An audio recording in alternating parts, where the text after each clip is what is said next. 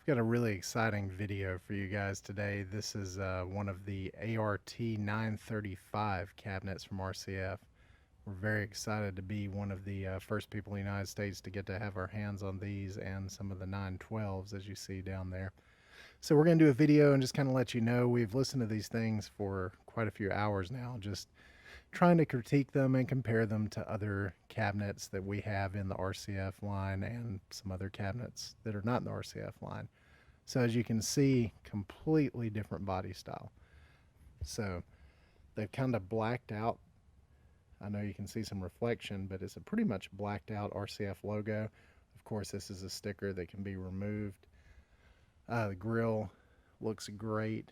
It's still going to be a composite enclosure, but they've completely changed everything about it. So it looks nothing like the older ART series, whether it be the 700, 300, 500, whichever one you've seen in the past, and they've got a brand new amplifier for all of these as well. So one other thing that's very exciting, especially from an installation standpoint, there's a M10 rigging point here on the other side and on the top and also on the bottom. And there are multiple rigging application accessories that you can purchase to be able to suspend these, which is great. So in our amplifier section back here, it's still standard IEC with the on-off switch. No fans, which is great because it's super quiet. And then you get up here and our DSP control, they have very much limited it, which we are very thankful for this. QSE, TurboSound, many other companies, they think the more DSP control you can put in a speaker, the better it is, and we just disagree with that here. So pretty simple to change it. You just have a simple button and two lights to let you know if you're in stage, boost, or linear. So boost gives you a low frequency boost. Stage makes it a little bit better for stage monitors, and linear is just straight linear as it says. They've adapted now an XLR/quarter Neutrik input. That way you can just do 1/4 inch directly into it, or you can just do XLR.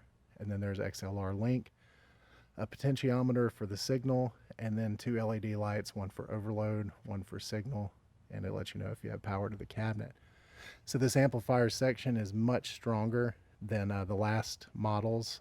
They were 1400 watt, and the ART 935 has really upped that a lot. So we'll go over here to this box and just let you take a look. So this is a brand new product. They just came out, and as we said before, we're super excited about it.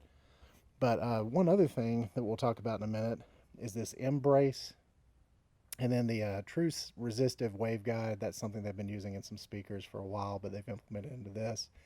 But there is a new bass control feature, which is great. It's called bass motion control. We'll go over that in a minute. And of course, we'll touch back on the FIR phase technology that they use as well. But if you look, this is an ART 735 MKA, and then I don't have one of the MK4s out yet, so that's HD35, but we'll show you that compared to a 735 MK4, I believe, might be MK2. We'll get that out and compare all three of them, but you can just tell, much sleeker look. There's a handle on top, and bags will be available for these, and just altogether much more of a cabinet for the money. So also these are 2100 watt amplifiers, which is a lot more than the 1400, and of course that is peak wattage. And we'll go over how much is going over to the 15 and the horn in a minute. So the 935 lets you know that this cabinet has a 3-inch compression driver up on the top, and that allows it to get this whopping 133 dB SPL, which is just pretty incredible. So the bass, the new device that they have to control the bass excursion, we'll get a little more in detail on it, but it works. It works very well. And when we were listening to frequency generation more than music, you can hear some different noises, but of course that's just if you're doing a sustained frequency with nothing else. So again, very sleek cabinet. We're going to be listening to these compared to many of the other models. Just very excited. I think this is going to be a game changer for RCF for sure. and let us know if we can help you with any purchases, and we will get to a little bit more of telling you about this cabinet and then taking a listen to it in some other videos compared to other ones. So we have got the amp module off now, and I'll show you guys in a picture here basically that they have zip tied the connectors in two different locations. That way they can't just work their way out where they're connected. And then you also see that they have taken great care to put lots of things around it to where nothing will short out. So this is some type of rubber coating that's over the power con, or actually sorry, the IEC connector and the power switch. So there's no way that that can short out, and it is tight and super thick. So I've noticed they've been doing that on quite a few things lately. We have a ground over here, and they're using little ferrite magnets, I guess, to help out with any type of buzz or hum, not only here, but on the main outputs. They have those as well, and those get a nice covering over them to keep them from interfering with anything or rattling as well. So they also have a rubber gasket that has adhesive that goes all the way around the amp module that adhered very well to the cabinet itself, and that helps out a lot with vibrations and keeping it as watertight as possible. And I noticed they've actually built a cage around all of the amp module itself this time. So a lot different design than the usual openness that most of the 700 series had. And luckily we haven't got to see many of these amp modules out because we've had very few problems. This might be some point to where they can re-flash the DSP if they need to. But very solid. There is nothing loose at all on this amp module, and it doesn't weigh much, which is great. So the new class of amplifiers just makes everything much less weight and just easier to transport. So we will take a look at the inside of this cabinet after we get this foam out. All right, so we've got the bit of sound absorption material out, and we're going to take a look inside the cabinet. So first thing I noticed when I took that out, and I'm going to have to twist this for you to be able to kind of see, but the embrace that they're talking about isn't just some sort of gimmick of marketing. It's actually pretty crazy. This whole thing is braced from the front to the back to the sides using this brace that's inside of here. And I guess they're calling it an embrace because it's probably the shape of an M if you could look at it from the top or the bottom. But it is super stout, and as you can see, there are parts that go across here, and there are the parts that come back here, and pretty hard to see, but a very dense piece of plastic that's up there as well. So not only does that make this very rugged, and you can actually drop it, which I know you don't want to, and have way less of a chance of anything being broken. Early ART series, the 500s, when Mackie was still part of RCF, I guess you could call it that, we did have some problems of people dropping cabinets, and it would break the compression driver off because the compression driver was extremely heavy. It was just ferrite, it wasn't neodymium, and it would break off the molding. Not only have they fixed that with using these incredible neodymium on, depending on what series you have, the new brace technology is that's pretty incredible. So that's going to help out with the ruggedness of it. But the thing we're more excited about is it got rid of quite a few tones that would just vibrate these cabinets and not sound great. So we will do that with a frequency analyzer in another video, but the 250 hertz, the 70 hertz, the usual stuff that you guys are probably familiar with, you don't really hear nearly as much of the cabinet rattling, which is really great. So the other thing I noticed, which is kind of hard to see, especially from a phone, but these ports are incredible too. So now that we have these ports the way they are, and you can't see, they continue going down, it's blocked by this brace. But with the ports on each side, now we have much more ability to have low frequency shoot a lot further, and for it to be ported and tuned to be able to do lower frequencies more efficiently. So that's another great thing on the inside of this cabinet, and it looks like everything is just molded pretty beautifully and put together. So then comes to this beautiful part, which makes this be a 935. This is the compression driver, which is a neodymium, and if I'm not mistaken, I'll look that up, but it's just a much less weight driver than if you were to use ferrite. And I noticed they've used some stuff that they're using for space travel as well on some of the other series, which is pretty crazy. But that allows this to be a much lower crossover frequency and allows that horn with that waveguide to kind of get your vocals thrown out in more of a controlled pattern. And they also did change the pattern of the speaker quite a bit from the original 735 and all the other series. So we'll take a look at that as well. And if you notice our 15, we're still a ferrite, kind of one of the heavier guys, but it sounds great. So no complaints, even though it does make it a little bit heavier on the cabinet. And you can see on the bottom, that's where our pole mount comes up in between where we have our other ports here. So that's the inside of the cabinet. Really no reason to take the grill off, and I'll just kind of show you how it goes. And then we'll talk a little bit more about the true specs, and we will talk about the DSP that controls this 15 from our amp module that helps out a ton with being able to get more low frequency at a higher volume. So this gives you a little bit better of a look of what's going on with the M bracing, and you can see it just pretty much ties the entire cabinet together as one solid piece. So really good addition that they've added into these new cabinet line, just to make everything just be as tight as possible and keep from any type of reverberation of the cabinet, of resonance, and just make it a stronger cabinet altogether. And just to show off these ports, I've put a green light behind them, and you can see they're designed very well, and you have all four of them get quite a bit of air volume space. And you can see they continue pretty far. So really cool the way these are ported compared to the older series. Just makes it sound much better, especially at higher volumes. So good job RCF with the port design. So another thing that we were extremely impressed with is what the neodymium compression driver is mounted to.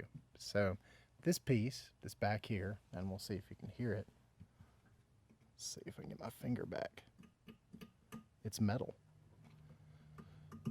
So having metal, much less likely to break off. There are multiple points that it is fastened to, and the entire assembly goes forward and forward on the top, like all the way to the front of the cabinet. So that compression driver is definitely mounted extremely well to the horn lens. And next we're actually going to be talking about the horn lens. With the ports being where they are on the cabinet, it allows the horn assembly to go all the way to each side of the cabinet. And they're calling it a true resistive waveguide. And this truly does make everything more linear, and with the fur phase technology that they use, everything just comes out of this cabinet at the same time. And I know everything sounds like a gimmick these days, and you're not really sure what to listen to, but when we were listening to this cabinet compared to our 735 cabinets that do not have the fur phase, it's a pretty massive difference. So especially when you're very close to the cabinet, all the sound just hits you right at the same time, and you hear things you've never heard. You hear things much more clearly than you usually do.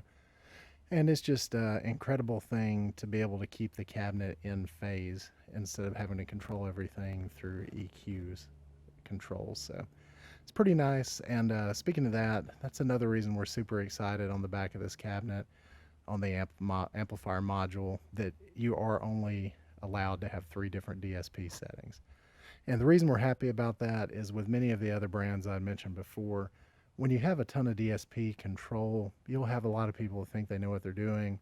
They'll do all sorts of adjustments on delay, gain setting changes, EQing, limiters, and then they'll call and be like, hey, our cabinet just doesn't sound good at all. So with this, it's already done at the factory. I mean, they have an anechoic chamber there, and they get everything set DSP-wise to where the cabinet is as linear as possible, and it sounds great out of the box. So there's no reason to have all that DSP control if it's already done for you. And you can do with most any digital console now, you can delay your outputs as you need to, and you can make everything time aligned. So really excited that they didn't add a ton of DSP control. We're very excited that it's a bigger amp module. We're very excited about the new bass control that we're about to talk about. and just overall excited about the entire cabinet. It's a complete redesign. So we will talk about the new bass control they do on this 15. We're going to be talking about the bass motion control part of this cabinet. So this is one of the Ferrite 15, since it is the 935. When you step up to the 945, you get a neodymium, much less weight driver. It's a little bit more output available as well. But the bass motion control that they end up using on this is a new technology, especially what RCF is doing with it. They get rid of the high pass filter. And high pass filters can definitely mess up with phase alignment and a lot of other things. I'm not exactly sure what else they do with the BMC, but I know just from listening to it, it allows you to be at a higher SPL output and you're still able to hear quite a few notes that usually disappear whenever you get pretty loud. So I guess they're also getting rid of like a global limiter, if you would say that, because a lot of times you'll hear the high frequency just ends up outrunning the low frequency. And you don't hear that on this cabinet. You can get extremely loud and it kind of stays linear all the way up to the top. And like I mentioned earlier in the video, when we were doing a tone generator, you do hear a few weird things with the 15, but when you're playing program music through it, you don't hear it. But what we kind of gathered just from listening to it, and of course we're not RCF technicians, so we don't know what they've done with this bass motion control, but it sounds like the 15 is able, or whatever woofer it is, if you get the 10, the 12, or the 15, it is able to try to reproduce pretty much any frequency that's thrown at it. And if it senses it's going to be something that's going to over-excurd the woofer, it limits it from doing that in a way that's not really a limiter.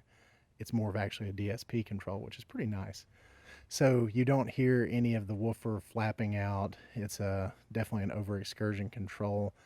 And it sounds like they've just kind of removed the limiter from the low frequency section, which is kind of nice, and just made it to where it cannot hurt itself using DSP.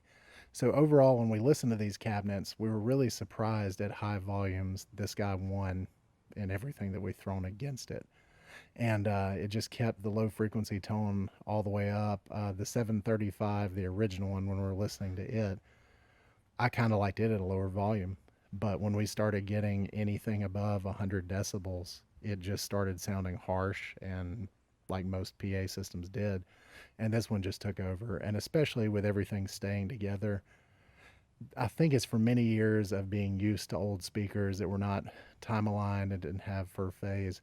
I was just more used to the other one. But this at a higher volume, it was a no-brainer. This would be the selection we would go for running sound.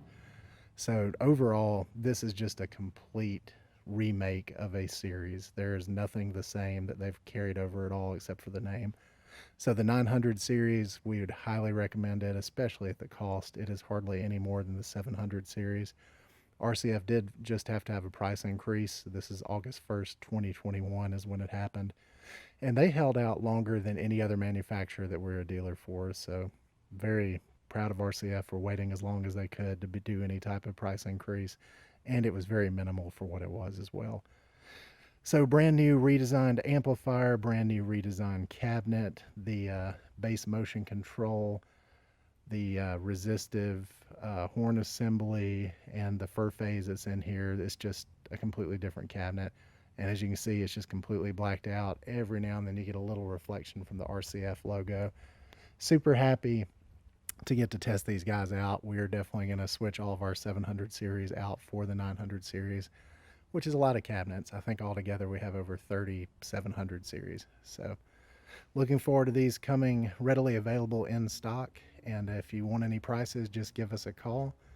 And it's 256-275-4734. Please hit like and subscribe. And the next video coming out, we will let you guys hear the differences between these speakers.